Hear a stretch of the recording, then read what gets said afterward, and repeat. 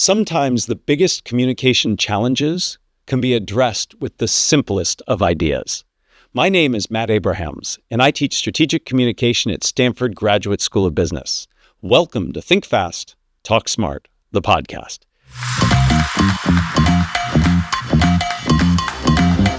Today I'm excited to speak with my friend Greg Burke. Greg worked in a variety of media, newspapers, magazines, wire services, and television, including for Time Magazine and Fox News. He also worked in communications at the Vatican. He did strategic communication for Pope Benedict and was the spokesperson for Pope Francis. Greg is normally shuttling between Madrid and Barcelona, where he teaches public speaking and crisis communication at IESE Business School. He's currently a fellow in the Distinguished Careers Institute at Stanford.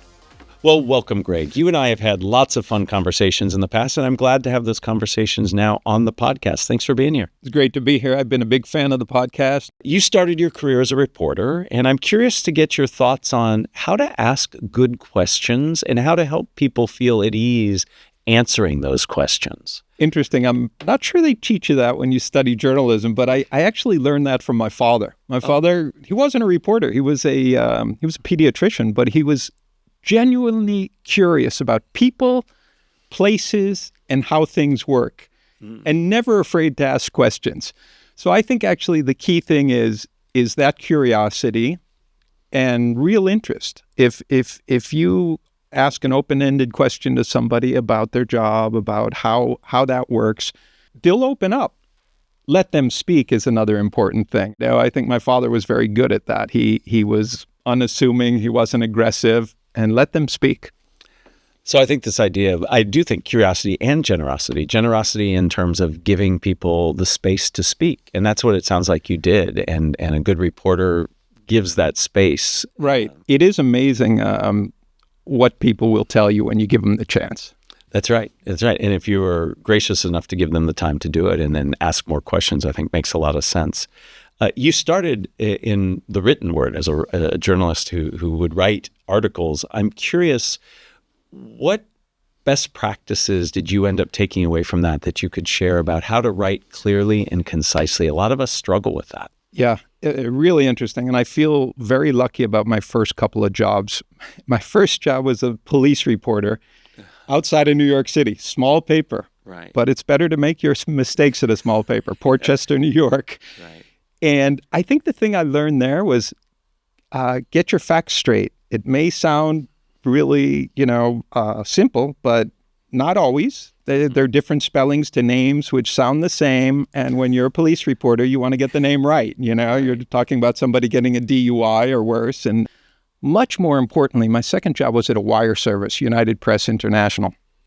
And it was loads of deadlines. And so just throwing stuff at you, write it, get it out. And I think the lesson there for everybody is, I don't want to say there is no such thing as writer's block, but you don't have the luxury of writer's block. And don't let your perfection, your looking for perfection, ruin your chance to do good writing. Get something down on paper. Set a deadline for yourself. Get it down, and then you'll fix it up. But I think that's extremely important. Then you can keep getting it more concise, getting it clearer. But get it down, get started, and that's a really big help. I have to admit, I am a very nervous writer. I would much rather speak than write. It is really painful for me to write, and I think part of it is what you talked about, that notion of perfection. I want it to be right. It feels to me more permanent than when I speak something, even though I'm speaking to video that lasts a long time too. So be detail-oriented, make sure you get the facts right. Make sure that you just get started. And what I heard you say at the end of that answer was this notion of you can fix it later. So I assume editing and review is an important part of the process. There's a load of that, and partly yours. And I think this is true for writing and also for oral presentations. You can look at yourself, video yourself. If you have a presentation, then look at it and say, okay, I'm going to change this and this and this. Editing, I think, is key. I'd like to dig a little deeper because both of those bits of advice that you talked about, artificial intelligence, AI, can help us with. I'm curious what your thoughts are on AI and its impact on written communication. My thoughts from AI, I've gotten mostly from one of our colleagues here at Stanford, Right. Rachel Conrad. I think she has a very good read on AI, which is AI is like having a whole load of interns. They can deliver good things, which you have to put together. The voice has to be yours. The point of view has to be yours. I think that's a perfect description of AI. Yes, many good things they're putting on the table. You still have to set the table. You have to put it together. Right. Your own personal voice has to come out and the connection you can have. Like me, you have the good fortune of teaching at a world-renowned business school, YESE. And I'd love to know a bit about the lessons that you teach your students. Can you share with us 2 big lessons that you try to instill regarding communication to your students? I like 3, so I'm going to All have right, to give you 3. You can give. Of course, you're an overachiever. Is that but right? 3 is Okay. good, please. And one of my 3 is grab them at the start. Right. And that's true if you're writing or if you're speaking. If you're speaking in front of a crowd and you say, "Can everyone hear me all right?" Or if you say, "Oh, I'm nervous because I don't normally speak in front of this many people," people are going to be searching for their phone. They're going to be looking at what's the weather going to be like this weekend. I'm supposed to play golf. Whereas if you say, think about your most embarrassing moment in your life. Well, people are probably going to start thinking that, and you can up the ante. Say, okay, do you think you could win if we had a contest here in this room now? And whatever. But you know what I mean. Grab them at the start. Then what I would say with your main points is punch and pause. Make your point, and then it'll seem like an eternity, but wait 2 minutes to let it sink in. I think of people, especially when they're beginning, they don't use the silence enough in public speaking. And then the third point is really not about the content, but about the process. Get feedback. Get feedback from your colleagues. Get feedback from the kind of people who would be in the audience or who would know what the audience is going to be like. And I think that's so helpful. And we see that at YESE all the time. We have the big lecture classes. We do a boot camp, public speaking boot camp at the beginning of the MBA. And the lecture classes are 70 students. But then we do smaller groups of 8 or 9 or 10. And in those, I find it fascinating every time, things that the students pick up on that I don't necessarily get. And that's like you really learn from that kind of feedback. Feedback is so critical in all communication. Most of us are so busy doing what we do, and we have all these other demands that we just get it out, and we don't take the time to get that feedback. And as you just implied, we're not the best judges of how our information will land. Yeah, there are a lot of examples of that. I think most of us think about it when it's quite important, right? But I think there are a number of important things you have to look at. It might just be an email, right, but a sensitive email at work because you're angry, something happened, you feel like you suffered some sort of injustice, one thing or another. Well, be careful about sending that off in the first 5 minutes. I think the 24-hour rule is good on that one. Yeah. And even a better rule is somebody wise and with experience look at that and say, is that the right tone? Is that what I want to say? And sometimes you have to write really tough things. That's part of nature and that's part of life. But I think your point is well taken. Too often got to get it out, and we don't ask that feedback. That's right. It doesn't take a whole lot of effort. My colleagues and my wife are my editors in chief, and they help give me perspective on the things that I speak and the things that I write. I really like that idea of parachute in, get engagement at the start. I believe attention is our most precious commodity. And if I can't get your attention, I can't engage you and enlist you. So finding a way to start, asking a provocative question, telling a compelling story, giving a startling statistic, those are all ways. And I really appreciate that advice. And I'm going to take from you, maybe even steal from you, the notion of punch and pause. Because a lot of people feel like I just got to give all the points out all at once. And you have to give that moment to let people sink in and process. And I like that idea of punch and pause. So Greg, you've got lots of valuable advice to share with everybody, but I really want to talk about one particular experience you had. So you served in the Vatican, where you led strategic communication for Pope Benedict, and you were the spokesperson for Pope Francis. not typical jobs most people have. Before I ask you about some specifics, can you give us insight into what your job was and any guiding principles that you followed to make sure your messages were clear and consistent? I would say clear, consistent, and timely. When I was brought into the Vatican, that was 2012, it was a time when there was leaks of documents. It was a sensitive period, and I think where the Vatican was often caught on the back foot. And I think I was brought in to try to help it become a clear and a consistent message and a timely message, which is often not the Vatican's strong point because the institution's been around for 2,000 years and doesn't think the same way a startup here thinks, like we have to be in this and do this now and react to this immediately, or the way a political party or a government necessarily thinks. It's got the ultimate long view of history, right? Now, having said that, I do remember somebody just when I arrived, and he pointed out something interesting to me about the difficulty in an institution as broad as that is of always being on message. I believe it was Pope Benedict was making a trip to the United States, and he said, I remember he told me, well, there were 3 or 4 different sort of top-level Vatican people who were interviewed about the trip and talked about it. And they all said good things, but they all said different things, which was interesting because I thought, wow, how different from a political machine where here's the message, we stick to it. Having said that, one of my main points was just sort of like, let's stay out of the weeds. Let's keep it as simple as possible. Twitter and actually Instagram were good ways to do that. We've talked about how they were easy means to deliver a simple message directly. I always said, Pope Francis had a pretty simple message. God loves you. God forgives you. Share the love, and let's work on variations of that. This idea of simplicity, I think, is really important. A lot of us add a lot of complexity to what we say. In some cases, just to show we're really smart. In other cases, because the issues we're talking about have lots of nuance and detail.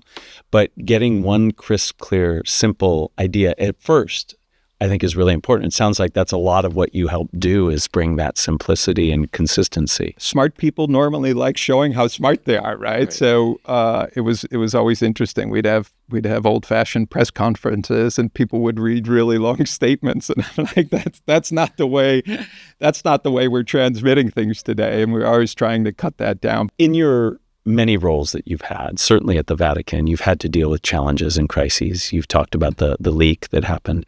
Can you share a story or two about crises that you've had to manage and help us understand perhaps some best practices we can employ when we find ourselves in challenging situations? Yeah, I think this started long before I got there, but the biggest crisis has really been one of the biggest crises in the Catholic Church for hundreds of years was the sex abuse crisis, which blew up in 2002. I think one of the key things is being willing to admit you've made mistakes. Mm-hmm.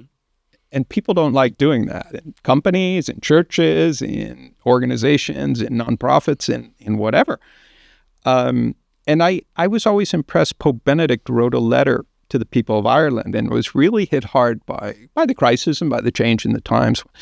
And he basically said, I totally understand if you never want to cross through the doors of a church again.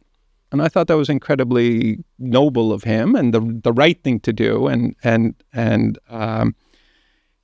that is a lesson because that's not easy. I think that's not easy, and people look for ways to go around it. He was also asked, Pope Benedict was asked a question one time in an interview, don't you think people take advantage of the crisis to attack the church? His answers were always very measured, reasonable, and he said, perhaps, but to the extent that the charges are true in any of these cases, it's good they come to light.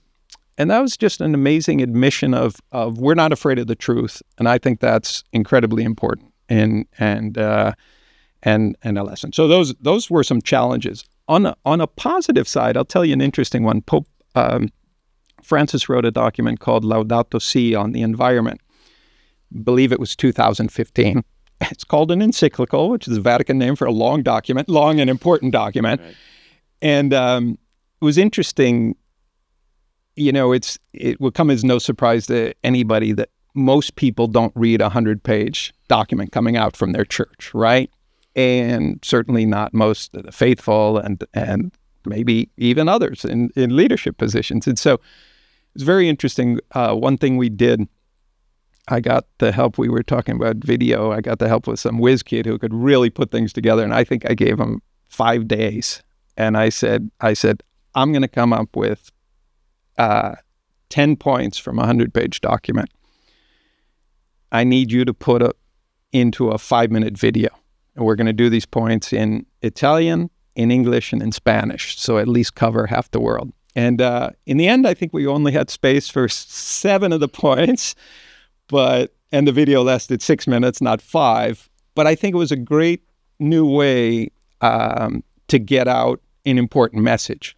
It wasn't easy, but how do you take a 100-page document and get your 6 or 8 key points out of there? And I think that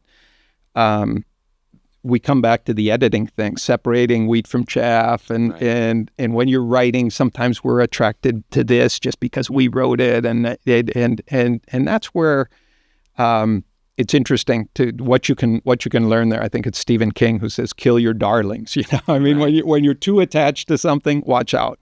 Right. Show it to somebody, get some feedback, but that's a great process to learn. I appreciate that when I asked you about crises, you gave a positive and one that was certainly negative. And the take-home message I think that I heard was, one, acknowledge it, take responsibility, allow for the discussion and discourse that happens as a result. And then from the positive example you gave around the environment, it's really finding ways to highlight the significant important points and then find the channel that's appropriate for delivering it. So Greg, before we end, I like to ask 3 questions. One I create just for you, and the other 2 I ask everybody. Are you ready for this? My moment's arrived. So because I know you, I know that one of your passions is playing golf. And how has having an outlet like golf been helpful to your communication, and how has your experience handling challenging situations helped you in golf? I can imagine calmness, focus is helpful. I'll tell you one thing golf allows you. Golf allows you time away from your phone, right? As someone told me, I'm aging myself, and I had a friend in television, and he said, "Oh, you gotta start playing golf. You only have to look at your BlackBerry every 3 or 4 holes." So I should be a better golfer because that is more or less when I started, right? But I think this is incredibly important for connecting with people. You can play golf by yourself, but connecting with people, the less you have your earbuds in, and the less you're looking at your phone, the more you're establishing human contact. And that's fantastic, right? And then I think the other funny thing about golf and all this is just you have to have a sense of humor, because golf is tough. I mean, it can be incredibly frustrating. I think it's key that you maintain that sort of approach to it, where, hey, I have to have fun, And I actually, in terms of public speaking, when people are nervous, have this incredible fear of public speaking, I always tell them, listen, it's not like golf. You can actually get better at it. And that's true. We've all seen it. Right. We've all seen it. And that I think that's an important point for all of us. It doesn't have to be golf, but some physical activity. I know you like to hike. I like to do martial arts. It could be playing a musical instrument.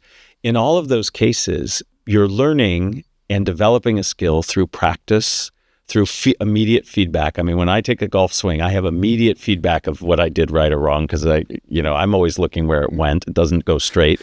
But the idea is that we have these opportunities in our lives where we work hard to learn something, and we can apply those same skills and practices to our communication. And a point well taken, that it gives you a way to connect to people, and it gets you off your devices so you can connect in a real personal way. Question number 2, and you have been around a lot of interesting communicators. Who is a communicator that you admire, and why? Actually, my guy will surprise you, isn't he? But he'll be a sign of hope for a lot of people, because he dropped out of college because he was too timid. He was afraid to speak too much in public. And he's the head of a charity. I help out with a charity called Mary's Meals. Magnus McFarlane, great big Scottish guy, who salmon farmer, and 20 years ago said, the best thing I can do with my life is feed really poor kids in really poor countries, giving them one good meal a day at school. He's now doing that, feeding more than 2.5 million every day. And he has to give speeches all the time, which is pretty interesting. So I think he's the embodiment of something I learned long ago, which if you care, they'll care. You hear him speak, and he's so passionate about it that you care too. I think in terms of being an effective speaker, he's incredibly effective. If you care, they care. The contagion of your emotion and passion is so true. Final question, Greg. What are the first 3 ingredients that go into a successful communication recipe? Okay. My first 2 aren't going to be a surprise. My third, I think, might be a surprise for you, might not. Know your audience, and know your audience well enough to make them smile is what I say. Yeah. Second is practice. Now, by practice, I also mean if it's an oral presentation, do a video of yourself, look at it, have someone else look at it. If it's written, edit it, cut it down. Never go over the time. Right. Never go over the time. How many times have we done that? So edit there. And we talked before about it. Part of that practice is feedback. You want to show it to 1 or 2 people or 3, depending on the importance of the thing. Right. But I think anything of moderate importance, you want to bounce it off one of your friends or colleagues. And the third, which may or may not surprise you, have fun. Mm-hmm. Again, if it's a eulogy at a funeral, you might not want to have fun, although sometimes those remember really nice moments as well. But I think overall, have fun. For anybody who is afraid to get up in front of a group, and there are a lot of people, just remember this. You've already learned how to ride the bicycle, right? Now it's just how fast you want to go, how far you want to go. And that's incredibly important. Again, people are rooting for you. They're not against you. Almost all the cases when we're getting up in front of a crowd, they want us to do well. They want us to succeed. So have fun. Make them smile. If you can, make them laugh. Bringing levity to communication can make a tremendous difference. Know your audience, something we've talked a lot about. Practice, especially practice and getting feedback on it. And then having fun, being present, bringing levity, really important, Greg. You helped us have some fun. You certainly brought a smile to my face, and you gave us some good, clean takeaways that we can all leverage to be clear, concise, and engaging in our communication. Thank you. This was wonderful. Thanks a lot.